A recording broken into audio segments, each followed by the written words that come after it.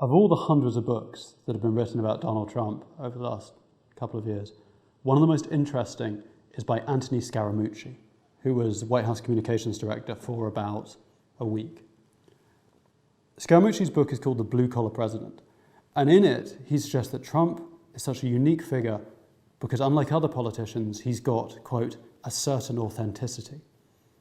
Now you can see what Scaramucci is getting at here. The idea is that Trump speaks from the gut, that he says what people are really thinking but daren't say. But you can also see how in referencing this kind of iconic modern norm, authentic, being who you really are, not being a phony, Scaramucci raises all kinds of interesting questions, and ones that may undermine the very figure that he wants to praise.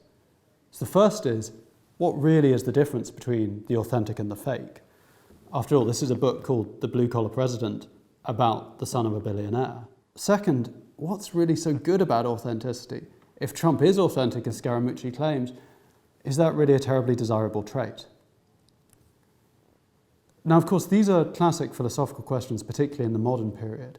So you see them canonically raised by figures like Polonius, to thine own self be true, through to other high culture staples like Madonna, express yourself.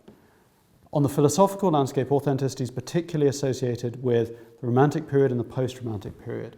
For example, Existentialism. The idea that being authentic, being true to yourself, being who you really are, is the highest value. It's particularly prominent in 20th century European philosophy. But what exactly is authenticity, and is it a good thing? One way to think about it would be that it's the full realization of your deepest desires and your deepest character traits.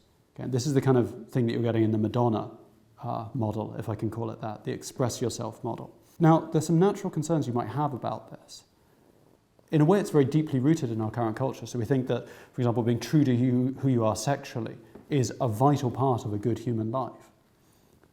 But you can also see why authenticity, understood like this, might be problematic. So the first issue, philosophically, is who is this deep self that you're being true to? There's a classic worry that you see particularly in Enlightenment philosophers like Immanuel Kant, that your desires and your character traits, in some sense, they aren't really expressive of you. They aren't really who you deeply are, because they're largely a function of your upbringing, your genetics, the society you were raised in, and none of that you have any control over. So this express yourself model, from a Kantian perspective, is not really sufficient for being true to who you really are. Rather, it's just another way of playing out the tendencies and dispositions that your parents stuck into you in the first place, deliberately or inadvertently. So that's one worry. You might think that the deep self either doesn't really exist or isn't so authentic after all. Another is that authentic characters might lack some of the virtues that we, both as philosophers and as a society, typically look for. The second point is that you could imagine someone who was deeply authentic. They were true to who they are, to their own deep desires and character traits, but who lacked many of the features that we typically consider virtuous. Consider, for example, compromise or reflection. You could imagine someone who's just raised in a certain way, and from then on, it's their way or the highway. They're always true to who they are, but there's a lack of understanding of other people's positions. There's a lack of self-development that might seem very questionable. This is the second case where you might have someone who's authentic in the character trait sense, but seems problematic in other ways.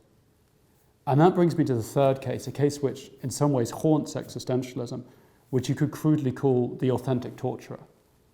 What's the relationship between authenticity and other norms, for example, moral norms? Could you have someone who was completely authentic, who as such regularly engaged in sadistic violations of others? If authenticity is being true to yourself, being true to what you really want, then it seems like you could do.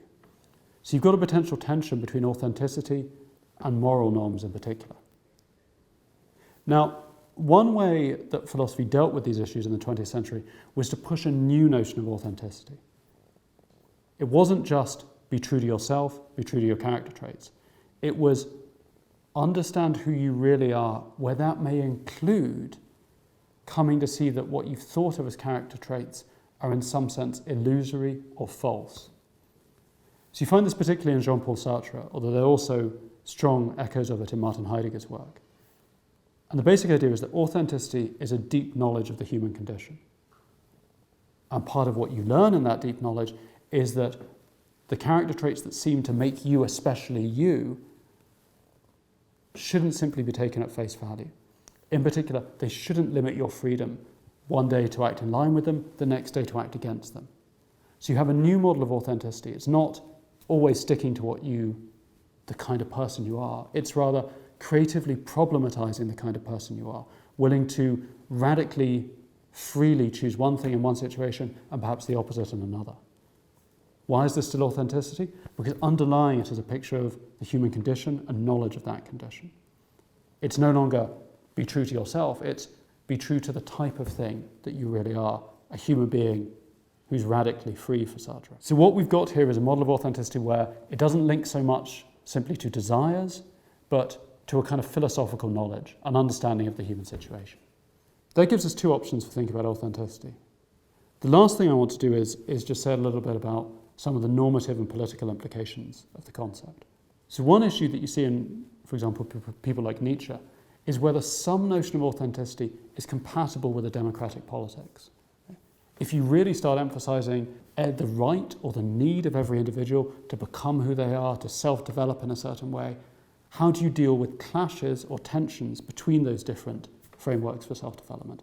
How do you adjudicate when my authentic life clashes with yours?